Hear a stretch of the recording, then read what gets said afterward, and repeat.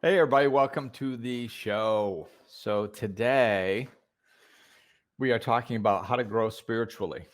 So, I had to write this down. I actually have notes today. This is the first. I'm so excited when you have notes. It's not the first time, but it's No. out of like 170 podcasts. This is probably the fourth time max that you've had notes. Yeah. So, I didn't want to like stumble over the phrasing. So, how to grow spiritually. There's three parts to it: understanding intellectually, absorbing conceptually, and implementing physically. Un, deux, trois. Uno, dos, tres. So, yes, I'm trilingual.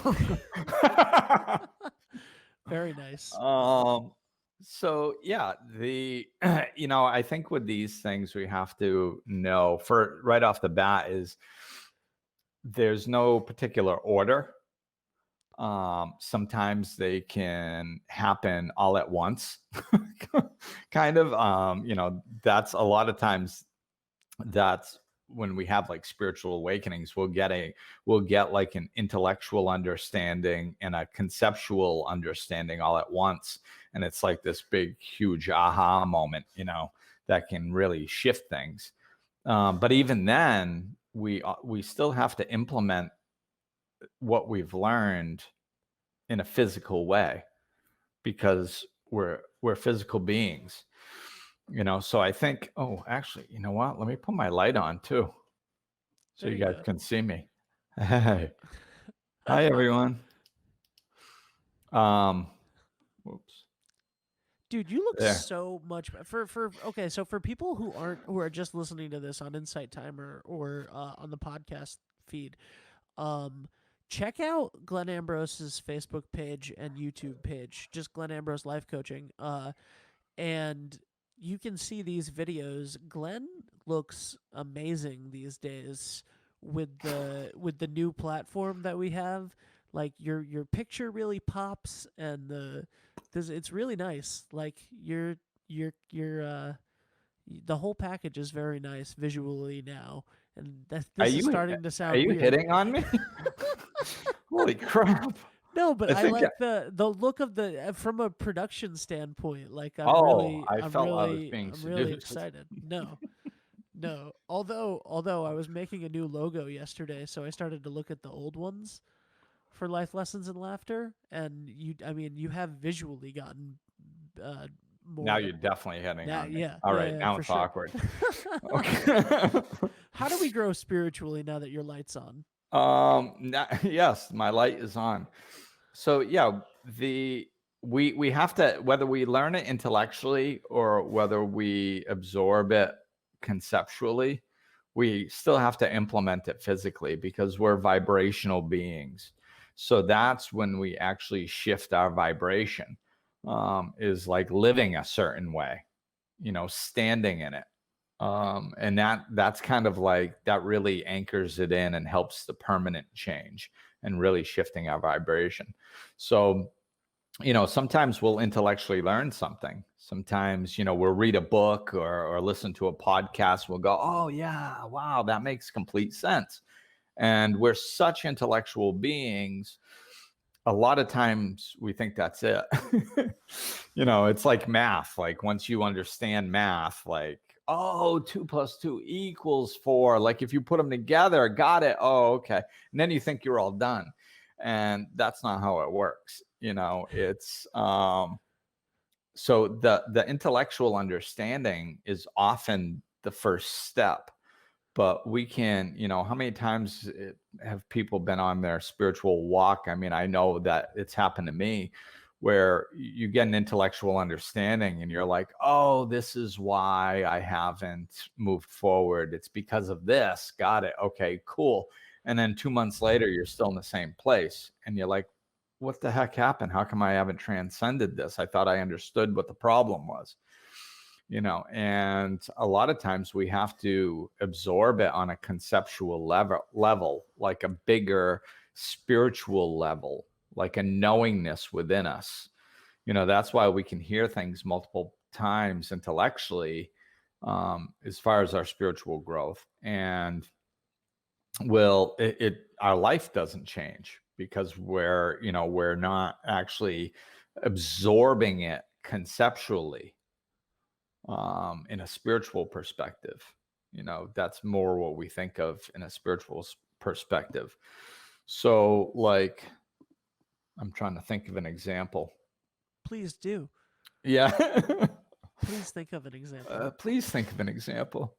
Um, and I'm trying, so we might have to come back to it because if I fine. try, it might not happen. But that's something that happens literally to everybody all the time, and not just in a spiritual way, but you think that you know something, you're positive that you know it, and then you slip back into old habits immediately.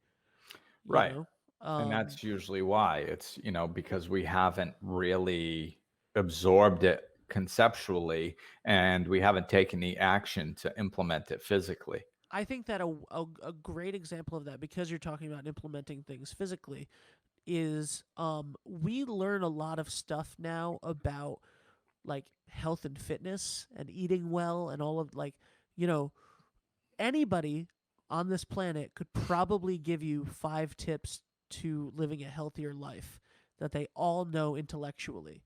Right. Like, eat more vegetables, eat less carbs, go for a walk every day. These are things that we know make more sense. Eat less processed foods, stuff like that. Right. But, even though we know them intellectually, we're not necessarily doing them. Right. And that is a great example because it's, Thank you so much. that thank you for leading me here. The conceptualization aspect of that is understanding that it's an act of self-love.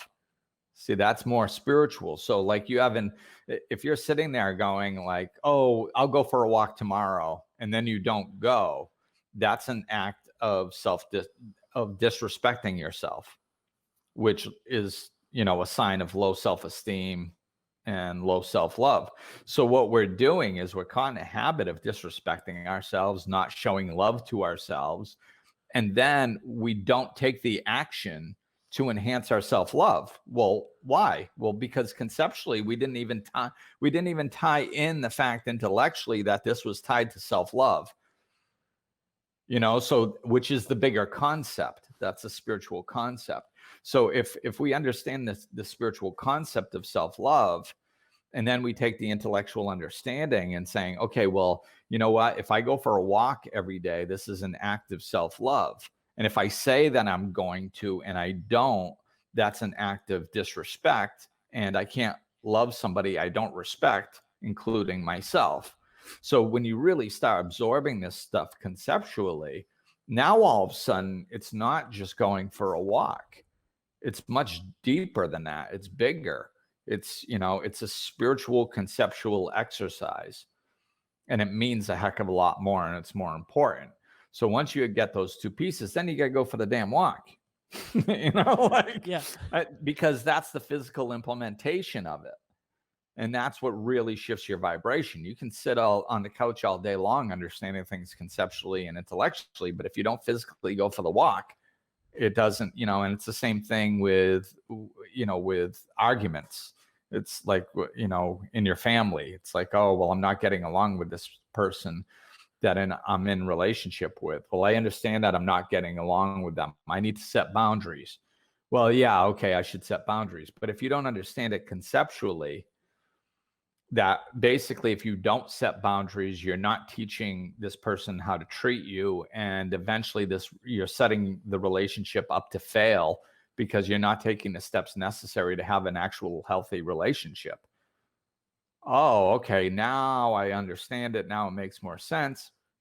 And now I have to actually set the boundary and stand in it. Because then what happens is everything has a vibration. Everything does. We live in a vibrational world, just filled with energy. It's just like we're a walking vibration. So, alcoholism has a vibration. Arguing has a vibration. Self-love has a vibration. So like setting boundaries has a vibration. Self-respect has vibration. So if we're in this body and we don't set boundaries, we are vibrating at a rate of one who doesn't set boundaries. And if we start setting boundary, like we can't change our vibration until we start actually setting the boundaries. We can think about it. We can understand why we should. We can even conceptualize and go, wow, I really get that this is a good idea and it's a big deal. But until we do it, we don't vibrate at the rate of one who sets boundaries. That makes sense. Yeah.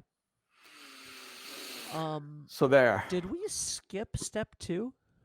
No, that's the conceptual. That's the absorbing conceptually.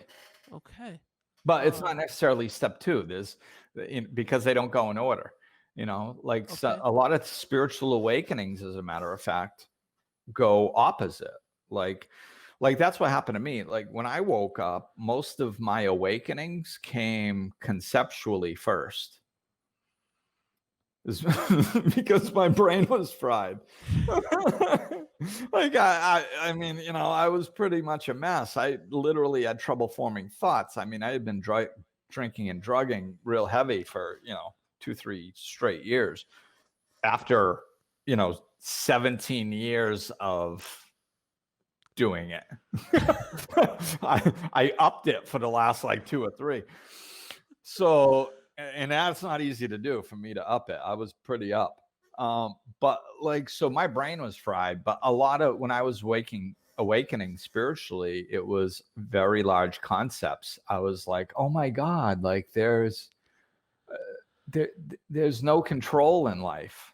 Like I understood it conceptually. Like I was just like, there's just, I've been walking. I remember driving down the road and thinking to myself, like, oh my God, I've been like trying to control life. And I would start laughing, just bursting out laughing at how ridiculous it was. Because inside I got the concept that you can't control life. Like there's a flow to it. And it's just like, it's all good. And I don't, with my little perspective in this little human world, with my little experiences, how could I know what the universe wants and what God wants and all this? Like it was so silly to me. I just start laughing, driving down the road because I would understand these huge concepts. But then I needed to wrap my brain around them intellectually because I couldn't communicate a lot of this stuff with other people because I didn't have the words. And it was just like, I think a good example is like Einstein, Einstein, as well as a lot of other great artists, inventors, what we consider great intellectual minds, that the information came to them in moments of stillness. So, I've heard it said that like Einstein didn't come up with the theory of relativity. Like it just came to him in a moment of stillness. He understood it conceptually. The reason he studied mathematics and science for all those years was not to come up with the theory. That was given to him from the ether, from, the reason he needed to study math and science for all those years was to be able to take the concept that was gifted to him and birth it into this world using language and science and mathematics in a way that the rest of us would understand it. That's the same with music. I mean, most, at least, if not all, I don't think I've ever heard a musician who didn't say this.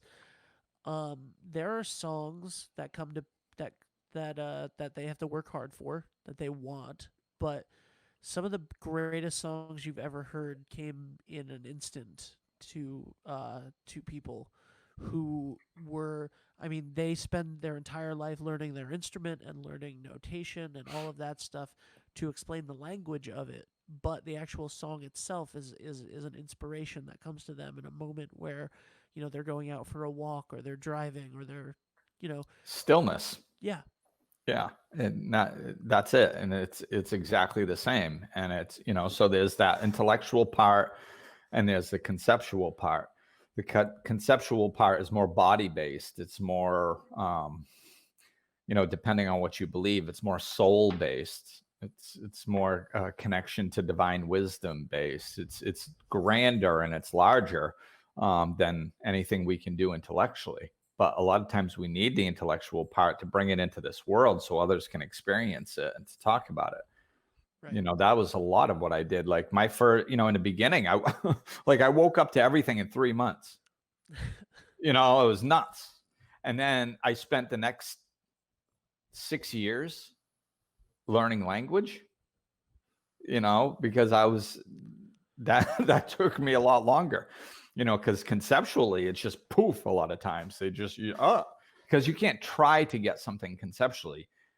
It does happen in moments of stillness. You either Right. get it, it just comes to you all of a sudden. You don't go looking for it really. Absolutely. Um, so yeah, when I was reading all those books for like 5, 6 years and listening to all the CDs and audio and watching movies and all that, I was just devouring information. And at the time, I thought I was learning spirituality, and I realized that I wasn't learning spirituality. I was learning a language to birth what I already had found out conceptually into this world. Yeah, that So makes sense. So And that's and then after I learned the language, all of a sudden everything stopped. I was trying to read and I was just like, I just couldn't read. And I was like, why can't I was right. devouring books. Like for me, I was, reading 20 or 30 books a year. Like that's unheard. I'm not a reader, so that's unheard of. Like for me to get through 2 books a year is good. So it's like, so for me to do 20 or 30, it's like, whoa, and then all of a sudden it just stopped and I couldn't take in any more information. And it was because like, I was being guided. It was like I understood conceptually first, and then I learned intellectually the language and everything. And then now what the universe was trying to get me to do was to implement what I learned into physically, which for me was not just living it in my life, but it was also, and even more important, well, I don't know if not more importantly, but it was also teaching it. My calling is to teach it. So, I needed to start teaching. And the universe was like, you got it conceptually, you got it intellectually, you have the language. Now you need to get out there and start teaching it. And we need to shut you down from taking in more information because you'll just sit here getting addicted to, reading books for another 5 years. And that's Yeah, not what you're supposed to be doing. You're supposed to be birthing it into the world now. for sure. That makes sense to me a lot. And my question is, everything that you just said reminded me of the conversations that we've had about teenagers and children knowing so we just did a podcast that so for a long time we were uploading older episodes that were not originally released on Insight Timer up to Insight Timer, and we've caught up with ourselves now. And but I was just going through the Spirituality by Any Other Name Mm. podcast that we did like a year and a half ago or something, and you talked about how people understand how like the younger generations are understanding these concepts even if they're not calling them the right things.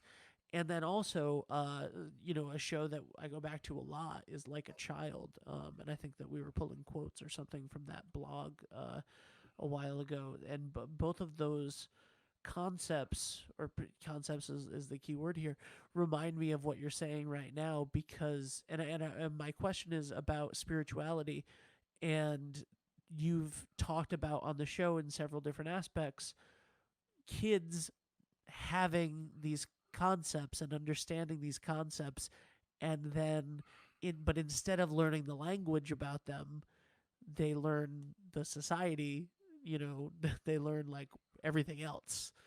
Yeah. And because we learn everything else, then we forget, which is why another phrase that you've said is like learning a spiritual truth is like remembering a spiritual truth. Yeah. So since we're talking about building and how to build your spirituality, um you know, what do you think about that? What do you think about the fact that a lot of this is stuff that we'll probably understand conceptually first because it's stuff that we know like in our core. Do you think that that's true, or am I talking a bunch of crap? You're talking about the crap. All right, I'm out. No, no, it's all no, it's all over the place. I mean, it's all over I don't think there's any the path is different for everyone. And what I've seen with what we're talking about right now, it's the path is different within everyone. It's like because sometimes I learn intellectually first and then conceptually and then I implement it. Every once in a blue moon, I've implemented something physically and then understood it after. Like just because the more you're on your spiritual path, that actually happens. I see it with my clients a lot. Act yourself into better thinking. Right. And a lot of times when you're working on yourself spiritually, like when you're heading in a direction, it's amazing how much support we get that we don't recognize. Like some people will, like my clients, of course they're on a spiritual path, so a lot of times they're working on themselves in different situations, and they'll some I won't talk with them for a couple weeks. We get on the phone, they go, oh yeah, well, this happened and then I did this, and I'm like, wow, that was perfect. Like, do you know what you just did? And it's like, so you did this because you knew that because of what this, and because and then it reinforced that. It's like, do you see how? And they're like, oh wow, I didn't even see it that way. And it's because when we're leaning into our spiritual growth, we just unconsciously start behaving better physically in physical ways because we're leaning in towards it. It's just it starts become we start falling back to our original nature, which is kind of what you were talking about earlier. Like Yeah. when we come into this world, we're coming from the other side. So when you're a kid, you just know all this stuff. Like you don't have to explain to a baby that everything is love and it's okay to be vulnerable. No, you Like don't. they just are. They're just vulnerable. They just expect to be loved. That it's just, why wouldn't I mean, everything's love. And then when we're here for a while, yeah, we learn society's dream of the planet instead of the truth, and we start forgetting that stuff. So a lot of this stuff, it does, it is about us remembering stuff we already know. And that's when we do that, that's a conceptual aspect of what we're talking about. Because like if I'm talking to somebody and they're going, oh yeah, oh holy crap, like I really get that. Like sometimes I'll stop and I'll go, oh, you really get that? Where do you feel it? You're like, in your head or in your body? Like, oh, I guess it's in my body. It's like, right, it's not an intellectual thought. When you really get something, it's a bodily sensation. It's just a knowingness within your heart or within your body. So this morning, um, I was doing distance learning. I was helping out with distance learning, and for I preschoolers, love that and everything has a name now. yeah, Uh, and the and the and the book that we were reading today is a book that we have anyway called Plant the Tiny Seed. Where you and I just thought about I just looked at the notes for the podcast and I saw the title and how to grow spiritually, and I was like, oh, that's really interesting. My entire morning has been talking about how to grow things. Um and I made a mistake this morning, and I think that it led me to a great question, which was there was these little cutout things of it was how to grow a plant, and you had to put it in order. He had to put it in order. He's 5. And you had to put it in order. Add the soil, add the seed, water, wait patiently. I grew a plant. And I I messed up. yeah. I put the seed in and then add the soil, which I felt really, really silly about. But um It's funny. I say silly now instead of stupid because Congratulations. yeah, I felt stupid about it. Anyway, I was just thinking about the soil and how it takes a lot of time to grow something, and we're talking about growing spiritually. So I'd like to talk about the soil for a second, because you've handled the steps now. But my question is, uh, as far as growing spiritually in the soil, your surroundings, like how do we grow spiritually when our surroundings aren't great, when we don't have great soil? You know, there's the biblical verse about where the sower plants his seeds, and you know, on rocky soil it'll Right. it'll grow and then wither away. And Well, so it's let's talk about the spiritual soil, baby. all right. Well, all work is self work. But what about our environment? Well, your environment isn't as important as you think it is. I mean, the soil that you're talking about is your internal soil. That's where the plants are being planted. The seeds are being planted. So you need to cultivate yourself internally and plant the seed there.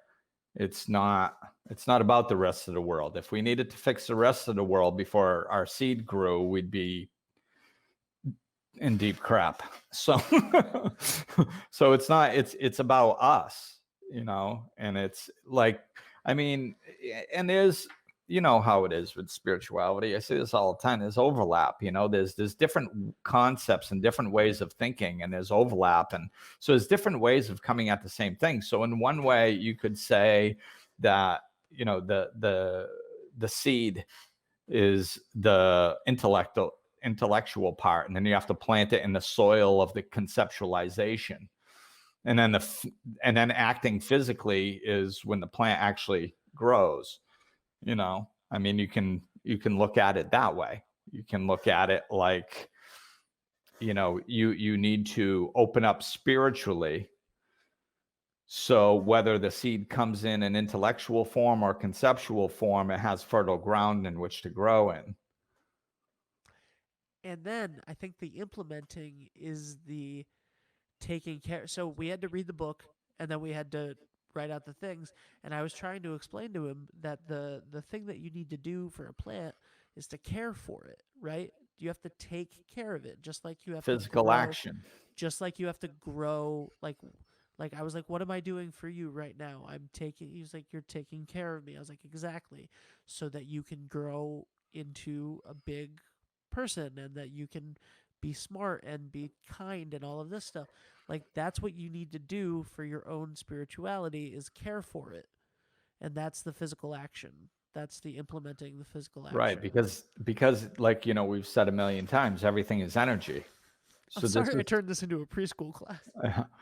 this is how we implement energy. You know, we put energy to something through physical action. So that's how it expands. You know, if you're growing a plant, it needs energy from sunlight, water, you know, and we need energy to grow. So if you know, if we put energy towards, if we take physical action and we actually do things, that part of us expands. So that's why, like, the first time, you know, you set a boundary, and then all of a sudden you start vibrating, that vibration expands and it goes, ooh, you know, now I vibrate at the rate of somebody who sets boundaries sometimes. Then you set boundaries again. And then you go, I'm one who vibrates at the rate of someone who sets boundaries more often than not. You know, and then you set boundaries 5 more times, and then you start vibrating at the rate of one who usually sets boundaries, and then at the rate of somebody who always sets boundaries, you know, and then all of a sudden that's part of who you are as a being. You know, it's always interesting to me to like, when I start talking about this stuff, like it almost simplifies spiritual growth, because like a lot of times you go, oh, how can I change my life? How can I be happier? How can I be a better person? How can I be kinder? How can I be more loving? And we have all these ethereal questions that sound real big. And it's like, just do those behaviors. Yeah, I mean, you know, that's how. Like, I mean, so that's a good example of the part that we didn't touch on yet. So you can actually take physical implementation first and then get the concepts into in the intellectual understanding after. So you can just be like, I don't know, loving sounds freaking cool. I don't know how to do it. I don't know how my life's going to get better. I don't really get it, but it sounds like it might be a good thing. So I'm going to start doing it. And then you just go do it. And if somebody just goes out and starts doing it, all of a sudden they're like, ooh, I feel better about myself.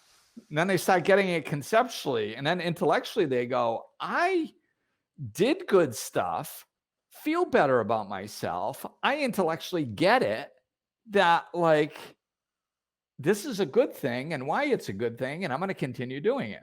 So like we don't necessarily have to understand it, we can just so like to I did something many years ago that I was, I was kind of wrestling with this, and I'm like, okay, how do I be the person I want to be? So it's like, well, who do I want to be? I want to have certain characteristics. So I made a list, and I was like, okay, what do I respect in other people? And I put like self-respect, integrity, honesty, kindness. And I made this list of all these qualities that I wanted to embody. And I left them there. And then like every once in a while I wouldn't know what to do with a situation. And I'd grab my list and I'd be like, what would this guy do? This imaginary guy that has all these awesome qualities, what would that guy do? And I'd be like, well, he would obviously do this. I'd be like, okay, I'm going to do that then. So that's what I would do. And then all of a sudden, it was like 6 months later, I was doing that kind of regularly. And all of a sudden it just hit me. I was like, I was feeling really good about myself. And I was like, boy, I really love myself. Like I'm a good person. And I started realizing, I really act out of integrity and honesty and love and kindness. And as I'm doing this, realizing this in my head, all of a sudden I realized that I'm talking about the paper that I wrote. And I'm like, oh my God, I think I'm that guy. How did I become that guy? And I realized, I was like, well, I just did what he did. What I thought he would do in different situations, and I became him.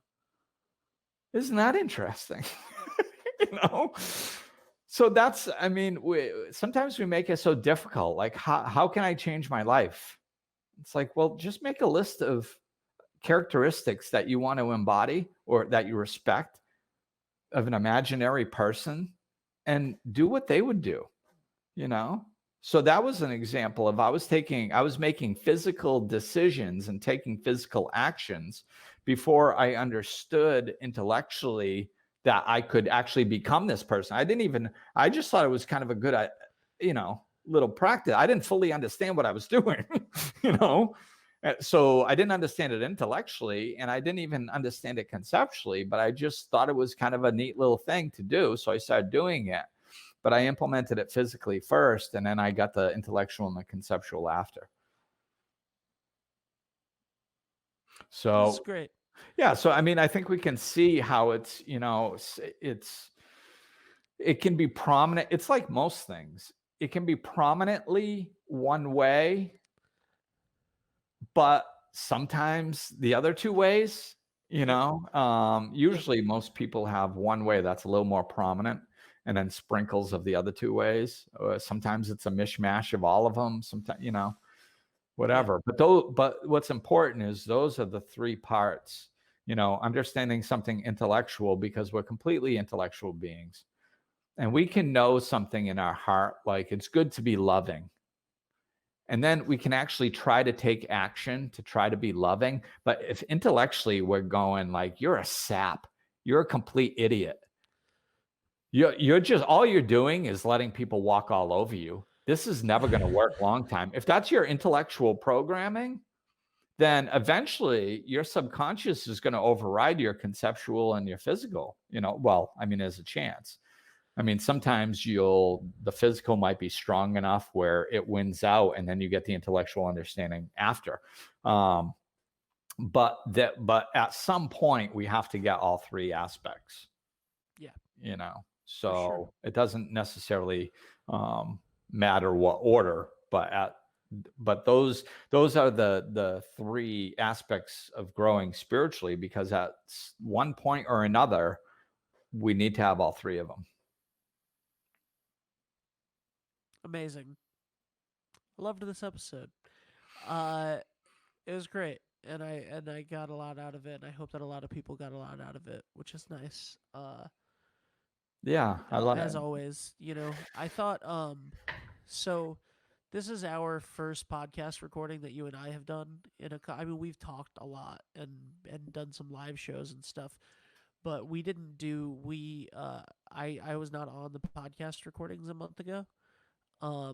They were all Dave, so I didn't get to listen. I don't know what those shows were, so I got to listen to them afterwards, which was very nice. And it's nice. But what was great was the perspective of that. So like last night we debuted the first podcast with you and Dave, which was a very sensitive subject about loss, and I saw some comments immediately on it about and one in particular about how timely it was for that person.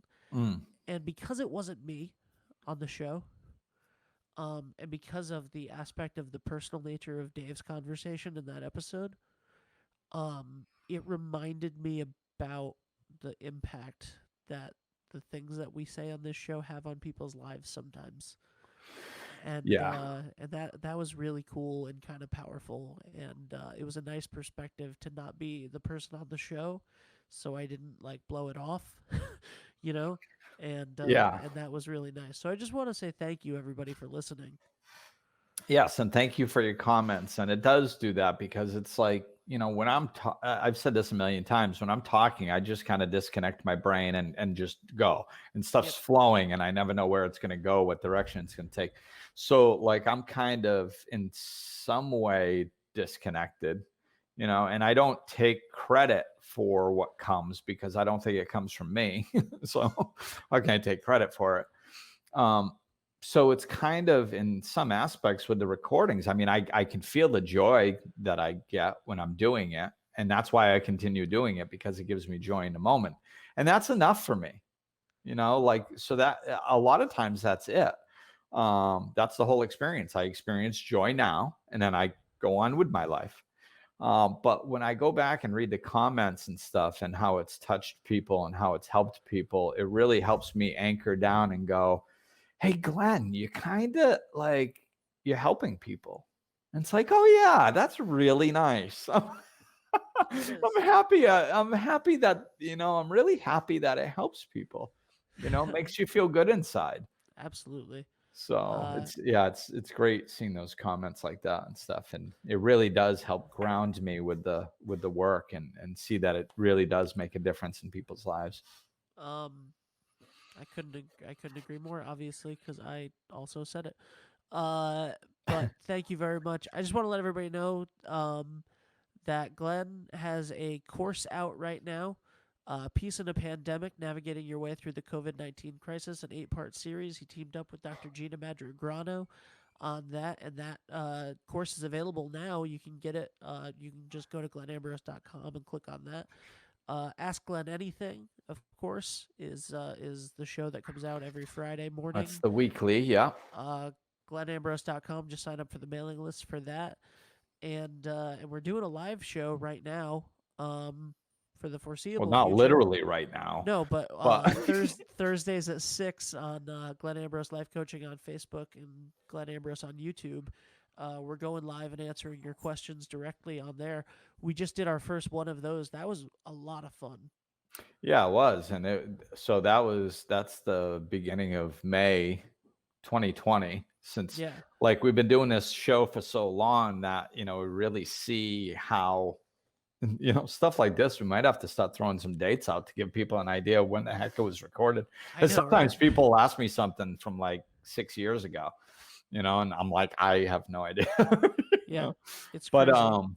So yeah, we, as of May 2020, we are doing that live show on Facebook and YouTube Thursdays at 6 p.m.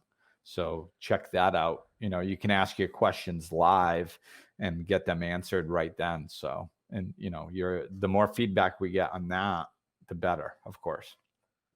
And check out everything at glenambrose.com. Thank you for putting that up, Ben. So I guess that'll do it, right? Yeah, that's it.